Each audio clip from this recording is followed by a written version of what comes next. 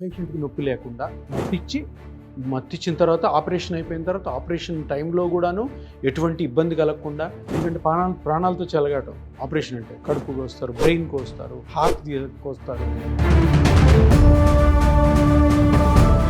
ఇప్పుడు హార్ట్ ఇక్కడ నుంచి ఇక్కడ వరకు కోస్తారు. కోసిన తర్వాత లోపలన్నీ ఆపరేషన్ చేసేటప్పుడు మత్తిస్తున్నాం అంటే పెద్ద ఆపరేషన్స్కి రెస్పిరేషన్స్ ఆపేస్తాం, ఊపిరి ఆపేస్తాం. కొన్ని హార్ట్ సర్జరీస్లో హార్ట్ని ఆపేస్తాం.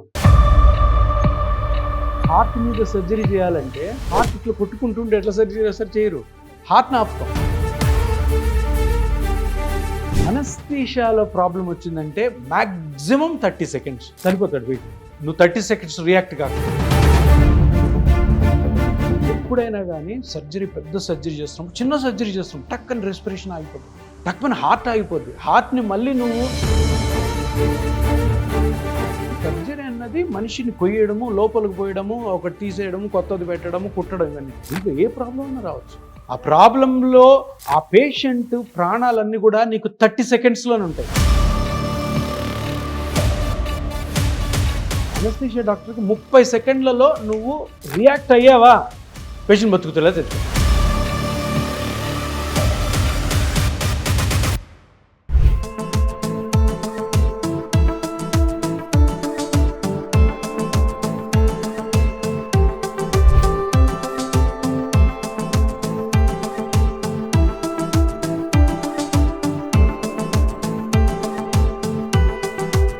నమస్తే వ్యూస్. ఈ మధ్య కాలంలో అండ్ ఇంతకు ముందు కూడా most talked about subject, most talked about discomfort in the body ఏంటి అంటే మోకాళ్ళ నొప్పులు. ఇంట్లో ఒక 4-5 మెంబర్ ఫ్యామిలీ ఉన్న ఇంట్లో ఒకరికి కనీసం కనిపిస్తుంది ఇది పెయిన్. ఏ పనులు చేసుకోవాలని ఇది ఒక అడ్డంకులా అయిపోయింది.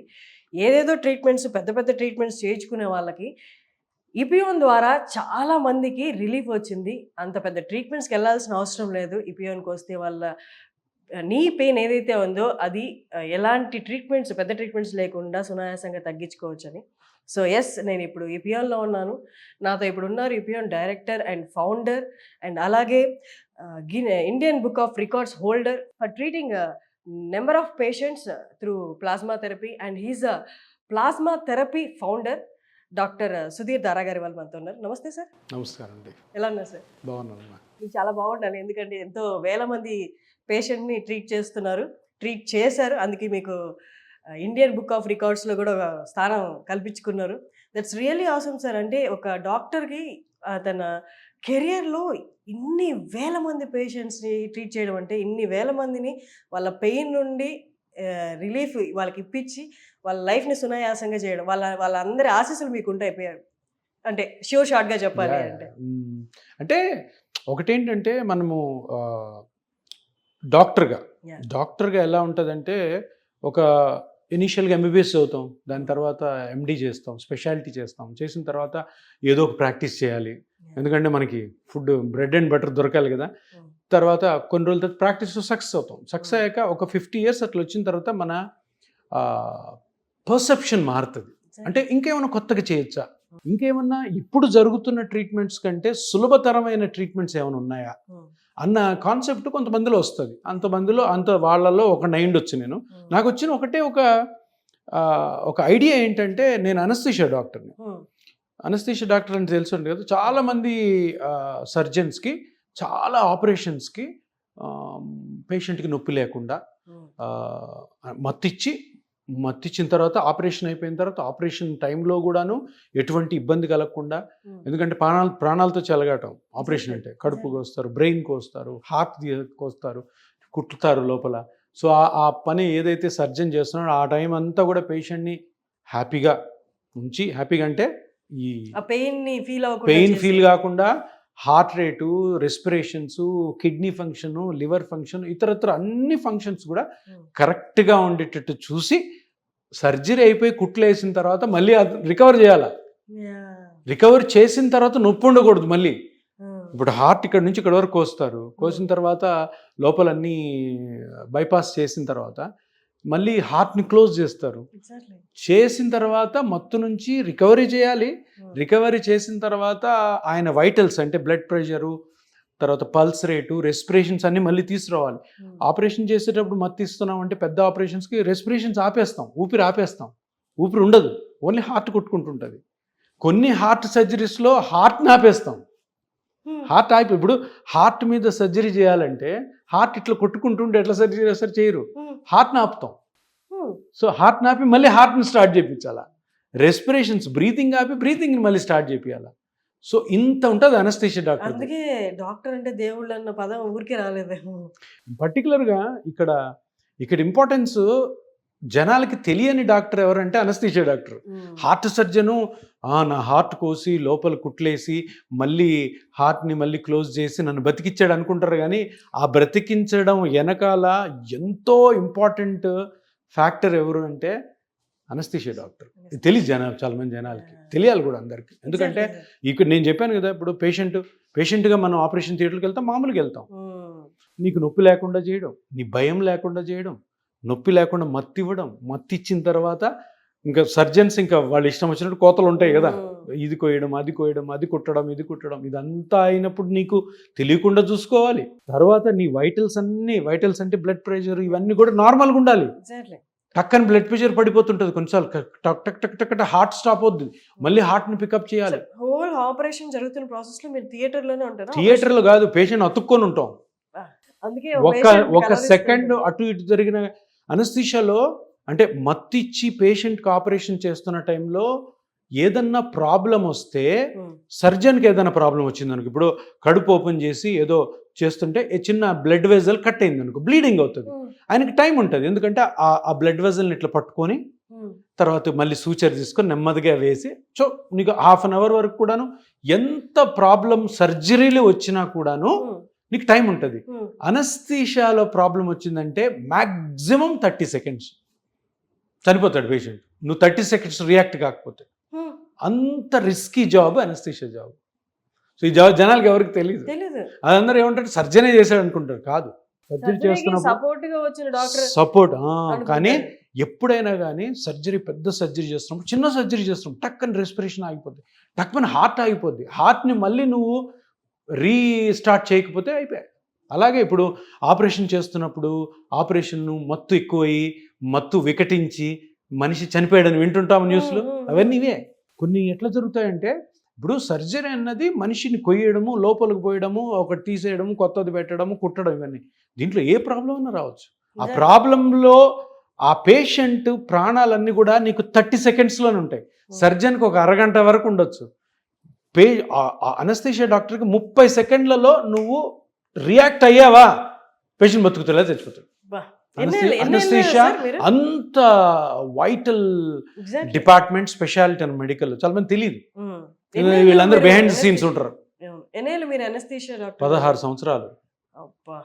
16 సంవత్సరాలు అయినాక నాకు అదే, నేను ఇప్పుడు అదే అక్కడికే వస్తున్నా.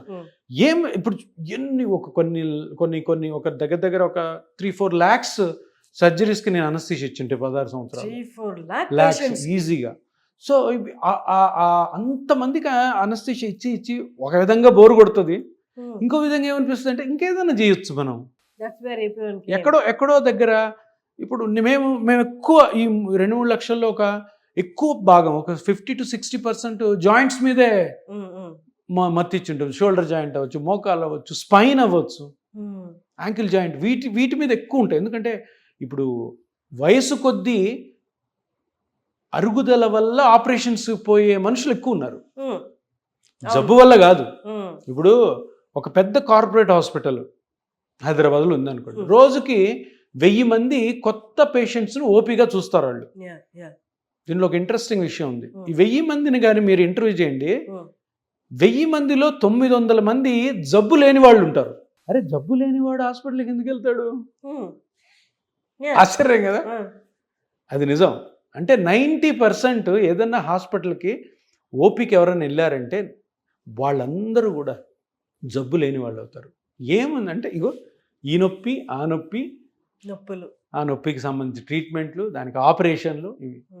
సో అంటే ఎంత సమాజం, సొసైటీ మీద బర్డన్ ఉందో చూడండి ఈ అరుగుదల వల్ల.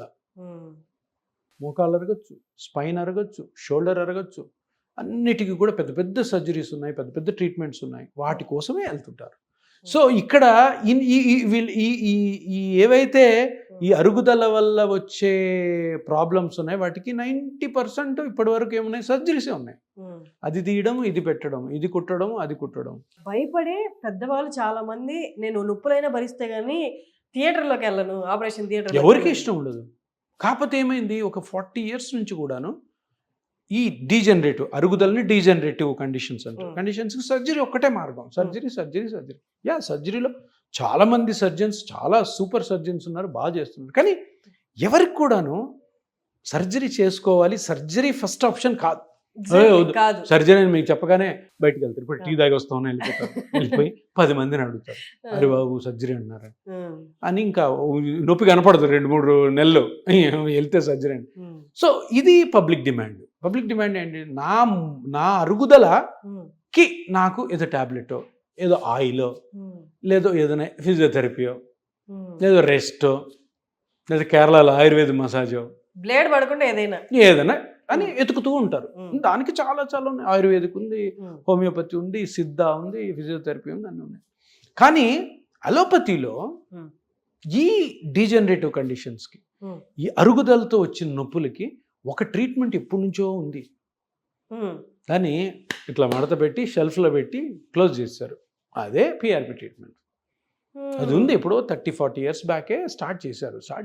ఏదో కారణాల వల్ల దాన్ని పక్కన పెట్టి ఇప్పుడు సర్జరీస్ చేస్తున్నారు. మంచి జరుగుతుంది, చెడు జరుగుతుంది, అన్నీ బాగానే ఉన్నాయి. నేను ఈ ట్రీట్మెంట్ ఉందని నాకు తెలుసు. అండ్ ఈ ట్రీట్మెంట్స్కే నేను చాలా సర్జరీస్కి అనస్థిషియా ఇచ్చాను, మత్తు ఇచ్చాను. కాబట్టి నాలో ఒక చేంజ్ ఏం కనపడితే, అరే ఈ ట్రీట్మెంట్ కూడా కొంతమందికి, ఎవరైతే ఆపరేషన్ ఇష్టం లేని వాళ్ళు ఉంటారు, ఆపరేషన్ డబ్బులు పెట్టుకోలేని వాళ్ళు ఉంటారు, ఆపరేషన్ ఫిట్ కాని వాళ్ళు ఉంటారు, వేరే వేరే డిసీజెస్ వల్ల, ఇటువంటి వాళ్ళకి ఇది ఉపయోగించవచ్చు కదా అన్న దాంతో దాన్ని దుమ్ము దులిపి మళ్ళీ స్టార్ట్ చేశాను.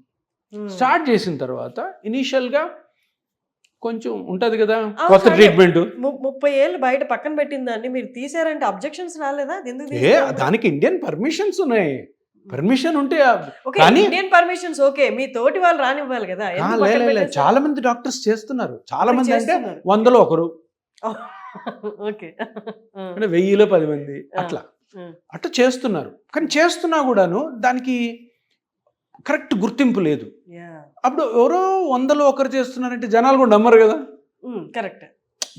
అంటే ఎలా ఉంటుందంటే, ఆ చేసే డాక్టర్ కూడాను ఎట్లాగో ఆపరేషన్ చేయించుకోవాలి, ఇది చూద్దాం, ఇది ట్రై చేద్దాం. తిరుమల ఎక్కే ముందు మనం లోకల్గా ఎవరు చిలుకూరు బాలస్వామి దగ్గరికి వెళ్ళి చూద్దాం, లేకపోతే అక్కడ పోదాం అన్నట్టు.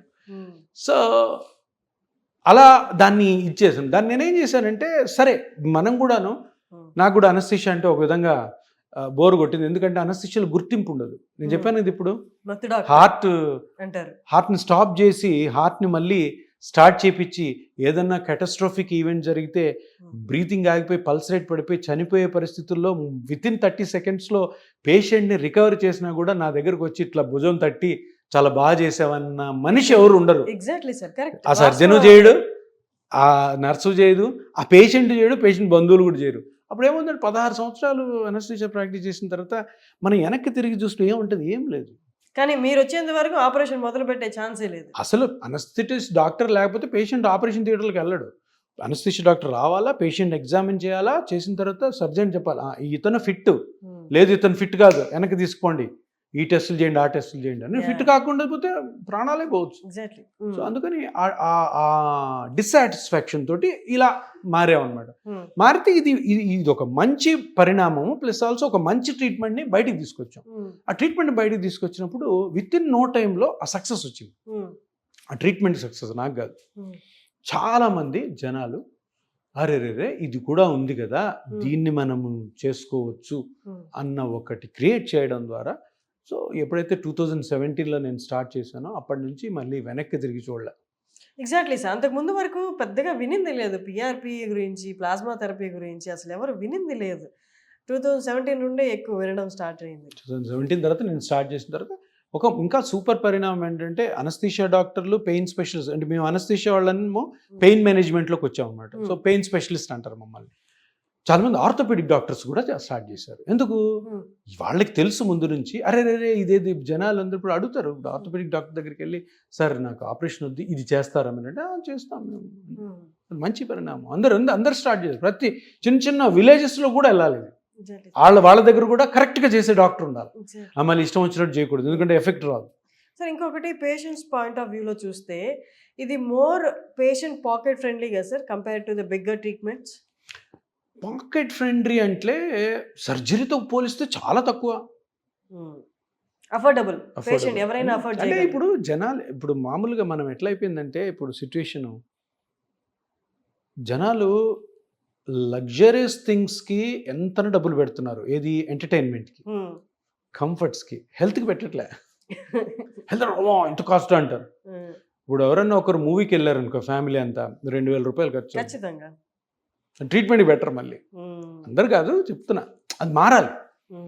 ఎందుకంటే మనం ఒక ట్రీట్మెంట్కి వెళ్ళినప్పుడు ఎప్పుడు డబ్బులు చూడకూడదు. అరే రిజల్ట్ చూడాలి. ఎంత రిజల్ట్ ఉంటుంది, నేను ఎంత కంఫర్ట్ ఫీల్ అవుతాను ఈ ట్రీట్మెంట్ తీసుకున్నాక. సో అందుకని, కానీ మీరు అడిగిన క్వశ్చన్కి సర్జరీతో కంపేర్ చేస్తే చాలా తక్కువ. మేబీ జనాల్లో ఏముండొచ్చు అంటే, అరే చిన్న ఇంజెక్షన్ అంటారు, ఇంత ఖర్చా అనుకోవచ్చు. కానీ ఆ చిన్న ఇంజెక్షన్ వెనకాల ఉన్న టెక్నాలజీ చాలా ఉంటుంది, అది అర్థం కాక అంటున్నారు. బట్ మనం ఎక్స్ప్లెయిన్ చేస్తాం. సో ఫైనల్గా ఏంటంటే patient care, goodness to the human being, మంచి జరగాలి. ఎందుకు మంచి జరగాలంటే, ఏ ట్రీట్మెంట్స్లో అయితే కాంప్లికేషన్స్ ఉంటాయో, ఏ ట్రీట్మెంట్లో అయితే సైడ్ ఎఫెక్ట్స్ ఉంటాయో, అటువంటి లేని కాంప్లికేషను సైడ్ ఎఫెక్ట్ లేని ట్రీట్మెంటే PRP or plasma therapy. So ఈ కాంప్లికేషన్ ట్రీట్మెంట్ లేదు, చిన్న ఇంజెక్షన్తో మన ఓన్ బ్లడ్తోనే చేస్తున్నారంటే ఇంక అంతకంటే ఏం కావాలి? అది మంచి ఎఫెక్ట్ ఇస్తుందంటే ఇదే మనం ఎక్స్ప్లెయిన్ చేయాలి, ఇదే మనము ప్రజల్లోకి తీసుకెళ్ళాలి. వెళ్ళినప్పుడు అందరూ కూడాను సేఫెస్ట్ ట్రీట్మెంట్ తోటి, ఒక జబ్బు కానీ అరుగుదలతో వచ్చిన నొప్పులకి అన్నిటికీ కూడాను, జబ్బు కాదు ఇది, జబ్బు కాదు ఫస్ట్ ఆఫ్ ఆల్. అది అందరూ అంటారు, సార్ మీరు పిఆర్పి చేస్తే క్యూర్ అవుతుంది అంటే, అరే ఇది జబ్బే కాదురా, క్యూర్ మాట ఎందుకు వస్తుంది? జబ్బే కాదు, నా జుట్టు ఊడిపోయినట్టు, నా జుట్టు తెల్లగా అయినట్టు. సో బేసికలీ ఇది పెయిన్ఫుల్ కాదు కదా. ఎప్పుడైనా అద్దంలో చూసుకున్నప్పుడు అరే రే కొంచెం బాగుంటుంది, నీలా జుట్టు ఉంటే బాగుండేది అనిపిస్తుంది తప్పితే మనం మర్చిపోయి మన పనులు పెట్టు. అదే మోకాలు అరిగిపోయి రోజు నడుస్తున్నప్పుడు, కూర్చున్నప్పుడు, రాత్రి నిద్రపోతున్నప్పుడు, నొప్పి ఉన్నప్పుడు, ఏంద్ర ఇది జబ్బు కంటే భయంకరం. ఇప్పుడు బీపీ ఉంది, షుగర్ ఉంది అనుకో, మనకు బయటికి ఏం తెలీదు, ఆ మందులు వాడుతుంటే భయపడతా ఉండాలా. ఇదేంటిది? నువ్వు అడుగు వేస్తే నొప్పి, అడుగు తీస్తే నొప్పి, కూర్చుంటే నొప్పి, లేస్తే నొప్పి, డిస్కంఫర్ట్. సో అందుకనే మనం డాక్టర్ల దగ్గర పరిగెత్తాం. సో జబ్బు కాదు మళ్ళీ ఇది, కానీ అంత సఫరింగ్ ఉంటుంది. సార్ అంటే ఇప్పుడు ఇపియోల్ అంటే ఫస్ట్ చాయిస్ అయిపోయింది అందరికి. అక్కడికి వెళ్తే సునాయాసంగా ఇన్నేళ్ళు భరిస్తున్న నొప్పిని ఒక్కసారిగా తీసేసేటట్టు. కానీ పేషెంట్స్ ఎవరి దగ్గర అయినా అంటే సివియర్ కేసెస్ ఉండి వీళ్ళకి ప్లాస్మా థెరపీ అప్లై కాదు అన్న కేసెస్ ఏమన్నా ఉంటాయా? చాలా ఉంటాయి. పేషెంట్ సెలెక్షన్ చాలా ఇంపార్టెంట్. చాలా మందికి నేను సర్జరీకి పంపిస్తాను, అంటే నేను ట్రీట్మెంటే స్టార్ట్ చేయను. అరే వద్దు, నువ్వు సర్జరీకి వెళ్ళు అంటే అందరికీ కాదు. లేదు, ఎప్పుడు కూడా అమ్మా ఏ ట్రీట్మెంట్లో కూడాను ప్రతి పేషెంట్ ఆ ట్రీట్మెంట్ ఫిట్ కాడు. కొన్ని ఫిట్ అవుతాయి, కొన్ని కావు. అది తప్పకుండా మనం ఆ డిస్క్రిప్షన్ మెయింటైన్ చేయాలి, ప్రతిదీ చేయాలి. కానీ నేను ఏ పేషెంట్ని అయితే ఇది నా పిఆర్పి ట్రీట్మెంట్కి తీసుకుంటానో వాళ్ళని సర్జరీ పంపాను, అది గ్యారంటీడ్. అంతే కదా. నేను సెలెక్ట్ చేసుకునే కేసు అలా ఉండాలి. ఒకసారి వారిలో దిగినప్పుడు ఇంకా మరి వెనక్కి తిరిగి చూడకూడదు. నేను ముందే చెప్తాను, చూడు నీకు ఇలా ఉంది, ఇంత ప్రాబ్లం ఉంది కాబట్టి నీకు ఈ ట్రీట్మెంట్ అంతగా వర్క్ కాకపోవచ్చు, నువ్వు సర్జరీకి వెళ్ళు. నాకు తెలిసిన చాలామంది ఫ్రెండ్స్ ఉన్నారు, సర్జరీకి పంపిస్తానని చెప్తాను. కానీ సర్ప్రైజ్ ఏంటంటే ఎవ్వరు పోరు.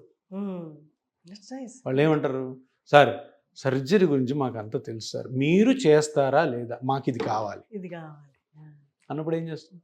వేరే ఆప్షన్ ఉండదు.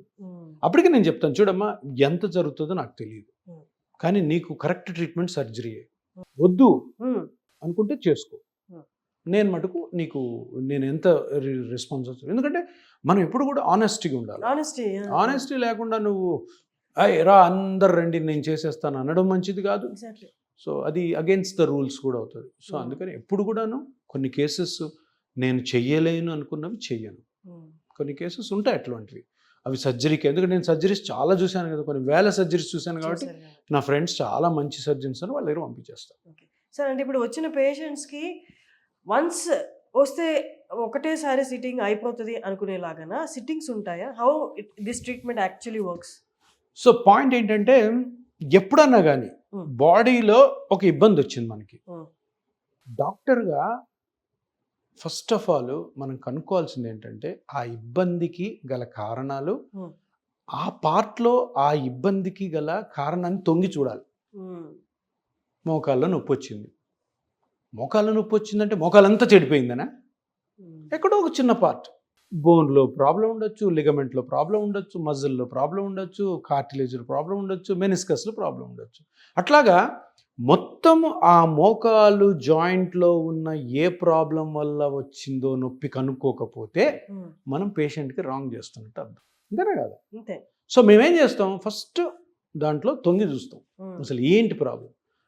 పిఆర్పి పద్ధతి ఆర్ ప్లాస్మా థెరపీ ఏం చేస్తుంది అంటే, ఇప్పుడు 99% మోకాలు అరిగిపోయిన వాళ్ళకి గుజ్జు అరిగి ఉంటుంది.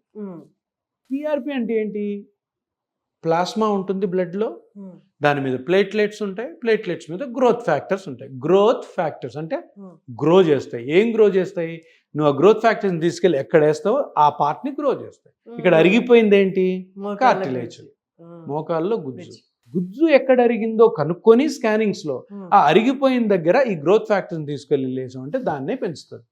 ఆ పేరులోనే ఉంది, సింపుల్, చిన్న ఇంజెక్షన్తో. సో మీరు అడిగిన క్వశ్చన్కి ఎన్నిసార్లు సిట్టింగ్స్, అదంతా కూడాను ఎక్కడ అరిగింది గుజ్జు, ఎంత అరిగింది, దానికి మెజర్మెంట్స్ ఉంటాయి. కొంతమందికి గుజ్జు 70% అరిగి ఉండొచ్చు, కొంతమందికి 80% అరిగి ఉండొచ్చు, కొంతమంది 30% అరిగి ఉంటుంది. సో 30% అరిగిన వాళ్ళకి ఒక సిట్టింగ్స్ ఆఫ్ ట్రీట్మెంట్ ఉంటుంది, 80% అరిగిన వాళ్ళకి సిట్టింగ్స్ ఉంటుంది. అట్లాగా ప్రతి పేషెంట్కి ఒక కస్టమైజ్డ్ ప్రోటోకాల్ ఉంటుంది. 80% అరిగిన ఒక మనిషికి 70 ఏళ్ళు అనుకోండి, 70 సంవత్సరాలు అనుకోండి, 80% 35 years వాళ్ళకి కూడా అరిగి ఉంటాయి, వాళ్ళకు ఒక ప్రోటోకాల్. ఎందుకు ప్రోటోకాల్ సార్, రెండు గుజ్జు అరిగిందంటే 35 years వాళ్ళకి పనులు వేరే ఉంటాయి, 85 years వాళ్ళ పనులు వేరే ఉంటాయి, వాళ్ళ యాక్టివిటీ వేరే ఉంటుంది, వాళ్ళ డిసీజెస్ వేరే ఉంటాయి. ఈ 35 years వాళ్ళకి చాలా యాక్టివిటీ ఉంటుంది. ఒక ఫీమేల్ అనుకో, పిల్లలు చిన్నపిల్లలు ఉంటారు, వాళ్ళు పెద్ద అవ్వాలి, వాళ్ళు చదువుకోవాలి, వాళ్ళ పెళ్ళిళ్ళు చేయాలి, మళ్ళీ మనవలు మనవరాళ్ళు. సో వాళ్ళ ప్రోటోకాల్ ప్రకారం వాళ్ళని ఒక 20 years దాకా ప్లాన్ చేస్తాం. సో ఇది ఓన్లీ ఏదో పిఆర్పి ఇంజెక్షన్ వేసే కానీ టక పెరిగిపోయి మ్యాజిక్లు అవుతుంది, అస్సలు కాదు. ప్రతి ఒక్కరు అర్థం చేసుకోవాల్సింది ఏంటంటే పిఆర్పి అన్నది ఒక్కొక్కరికి ఒక్కొక్క విధంగా ఉంటుంది. పిఆర్పి చేసే డాక్టర్స్ కూడాను తప్పకుండా మీకు ఏం ఎక్స్ప్లెయిన్ చేయాలంటే, ఇగో నీ వయసుకి ఇది ఇంత అరిగింది కాబట్టి ఈ ట్రీట్మెంటు ఇలా ఉంటుంది, మీకు ఇలా ఉంటుంది, మీ జాగ్రత్తలు ఇట్లా ఉంటాయి, ఈ జాగ్రత్తలన్నీ మీరు ఫాలో అవ్వాలి అని ప్రతి పేషెంట్ కూడా ఒక ఫ్యామిలీ మెంబర్ అవుతాడు మాకు, అవ్వాలి. ఒక ట్రీట్మెంట్ కొత్తగా వచ్చింది కాబట్టి దీన్ని సక్సెస్ఫుల్గా పబ్లిక్లోకి తీసుకెళ్ళాలి అంటే మనలో ఎంతో మోటివేషన్ ఉండాలి. నాలో డాక్టర్గా, మా స్టాఫ్లో ఉండాలి అది. ఎందుకంటే అంత ఈజీగా చేయించుకోరు, ఎందుకంటే వేరే వేరే ట్రీట్మెంట్స్ మీద ఎంతో నమ్మకం ఆల్రెడీ కుదిరింది. ఇప్పుడు ఆపరేషన్ అయినా కానీ, హోమియో అయినా కానీ, ఆయుర్వేదిక్ అయినా కానీ ఎప్పుడు ఎన్నో సంవత్సరాల నుంచి ఉన్నాయి. అవన్నిటినీ కూడా అదొద్దు ఇది బెటరు అనుకొని రావాలి అంటే, నమ్మకం కుదరాలంటే వాళ్ళని మన ఫ్యామిలీ మెంబర్స్ చేసుకోవాల్సింది. ఎప్పుడు ఫోన్ చేసినా ఎత్తుతాం, ఎప్పుడు కష్టం వచ్చినా దానికి ఆన్సర్ చేస్తాం. అంటే చాలా అనుమానాలు ఉంటాయి, అమ్మో వీళ్ళు ఎట్లా వస్తారంటే మా దగ్గరికి పేషెంట్స్, ఆ ట్రీట్మెంట్ తీసుకుంటే బాగుండేదేమో, ఈ ట్రీట్మెంట్కి వచ్చాను, కొత్తది అంతే కదా. ఇప్పుడు కొత్తగా అమ్మాయిని పెళ్లి చేసి అత్తవారింటికి పంపిస్తాం, అరేంజ్ మ్యారేజ్, వాళ్ళు ఎవరో తెలియదు, అమ్మా నాన్నలుగా మనకు కూడా వరే అమ్మాయిని వాళ్ళకి ఇంటికి ఇస్తాం, ఎలా ఉంటుందో ఏంటో, అమ్మాయికి కూడా కొత్త ఇంటికి వెళ్ళినప్పుడు అదే విధంగా ఎంతైతే డౌట్ పడుతుంటారో అదేవిధంగా కొత్త ట్రీట్మెంట్, అరే ఈ ట్రీట్మెంట్ ఉంది, ఈ ట్రీట్మెంట్ చాలామంది డాక్టర్స్ చెప్పారు, ఈ ట్రీట్మెంట్ చేసుకున్న చాలామంది బంధువులు ఉన్నారు, అయినా అది వద్దు అనుకొని ఈ పిఆర్పికి నేను వచ్చాను అన్న డౌట్ ఎప్పుడు ఉంటుంది. నేను అందుకని ఫస్ట్ చెప్తాను వాళ్ళకి, ఈ ట్రీట్మెంట్ మీద ఫుల్ నమ్మకం ఉంటేనే చేసుకోండి. ఒకసారి మీరు ఈ ట్రీట్మెంట్ స్టార్ట్ చేసుకున్నాక, ఒకసారి మీరు మా ఫ్యామిలీ మెంబర్ అయ్యాక నా మాట వినాలి మీరు, ఎందుకంటే జాగ్రత్తలు కూడా ఉంటాయి కదా. అవి చాలా చాలా ఇంపార్టెంట్. వాళ్ళకి ఎక్స్ప్లెయిన్ చేయడము ఇంపార్టెంటే. వాళ్ళు నా మాట విని అది పాటించడం కూడా చాలా చాలా important. Super. Thank you sir, thank you so much. చాలా చక్కగా ఎక్స్ప్లెయిన్ చేశారు. ఐ హోప్ ప్లాస్మా థెరపీకి ఎవరైనా ఆప్ట్ చేయాలి, ఎపియోని విజిట్ చేయాలి అనుకుంటున్న వాళ్ళకి ఇంకేమైనా కొద్దిపాటి డౌట్స్ ఉంటే ఐ హోప్ ఈ వీడియోతో క్లియర్ అయ్యా అనుకుంటున్నాను. Thank you very much sir.